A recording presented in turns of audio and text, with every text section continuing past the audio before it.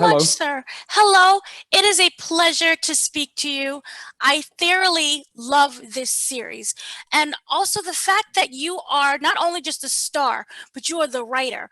So I wanted to kind of dig into your little brain a little bit about what was the process like? Because this is a thriller with some love story, and it's all kind of like wrapped in different other layers. So how the process of being like, did you know beginning what it is that you wanted the idea to be? Did you already know kind of the characters? How did that work out? So how it worked out is that I was shooting a show called Low Winter Sun for AMC in Detroit. And I got a telephone call from my literary agent in the UK. And she said that head of Sky Drama, Sky are the network who make Save Me and Save Me Too in the UK, was asking, did I have an idea for a returning television series? Because she wanted me to be writing again. I didn't have an idea at that point, but there was a long weekend. It was either Memorial Weekend or Labor Day weekend.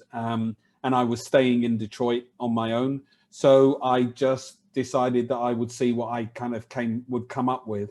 And there was a kernel of an idea on a very different idea that I was working on, which at its core was a man looking for his lost child. And that idea just stayed with me and stayed with me.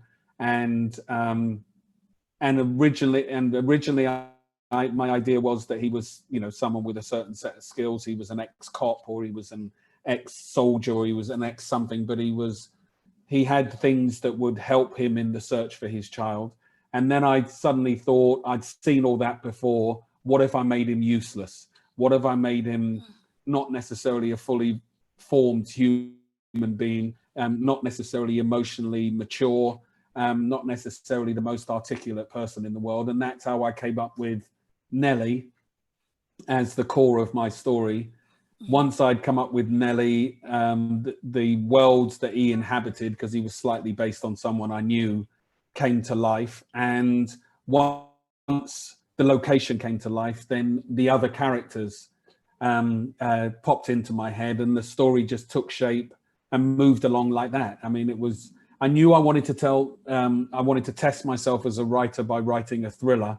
And I wanted to set it, once I decided that I wanted to set it on this housing estate in Southeast London, everything else just really just kind of decided itself, really. And I just kind of followed my nose and just tried to stay true to the characters that I created.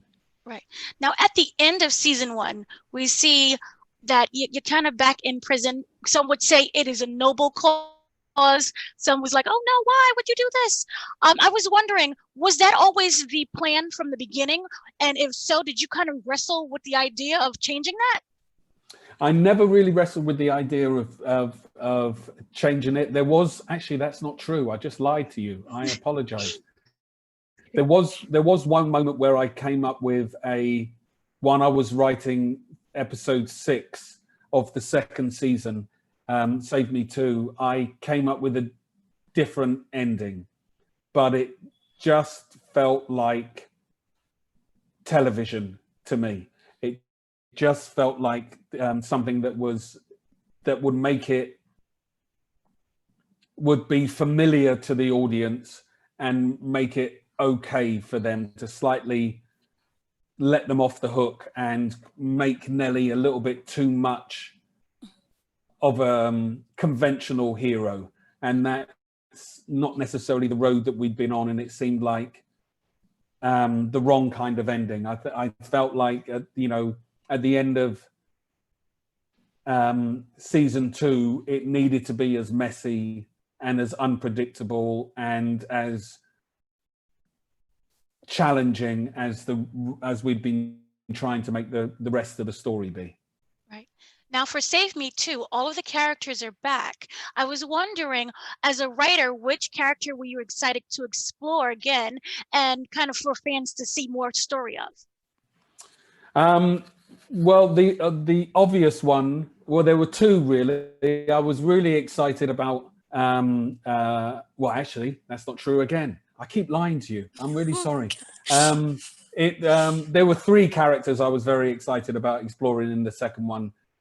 One character we had never met before, one character we met very much at the end of season one, and one character that we knew, and I just wanted to get into his story and kind of behind the door of his house, and that was Goz, played by Tom Coombs, who's kind of the local estate drug dealer, kind of lowbrow weed dealer, and he becomes kind of Nellie's wingman in the second series, and I wanted to explore that character. I also wanted to have which we'd always knew we were going to do in the second season, was to investigate who Grace was, the kind of the girl that Nellie found, thinking that he had found his own child. So she was always going to be very much part of the second season. I wanted to explore that dilemma in order to bring Nellie to the ultimate kind of dilemma of who does he choose? Does he choose the girl that he's not related to, but he's come to see as he has come to get to know and see her as a daughter figure, or the daughter that he doesn't know and has never really met, but is also in need of him? So that was the ultimate challenge for Nellie in the second one, and that meant introducing and getting to know Grace more. And the third one is Jennifer, who's Gideon Charles's wife, and I really wanted to explore someone who genuinely was blindsided by who the man she'd been married to for 30 years turned out to be. And I didn't want to tell the story of a woman who just kind of decided not to look in that particular corner, that she knew there was something going on there, but she just didn't want to do it. It wasn't that. It was someone who was truly blindsided and believed that her life was one thing and found out that it was something else. Right. And what has Nellie Rowe given to you as an actor and a writer? He's given to me, it seems weird now because I'm saying it, but he's been one of my biggest challenges as both an actor and a writer. But he's also been and is, both as an actor and a writer, one of the things I'm most proud of. Saved me, creating Nellie, creating Goz, creating Melon, creating Stace, creating Claire, creating all the characters, I'm immensely proud of the job that we did, and playing Nellie and bringing him to life and seemingly being successful in convincing an audience to care about him with all of his flaws is something I'm immensely proud of as an actor. Right. And if you could sum up Save Me Too in one word, what would you say?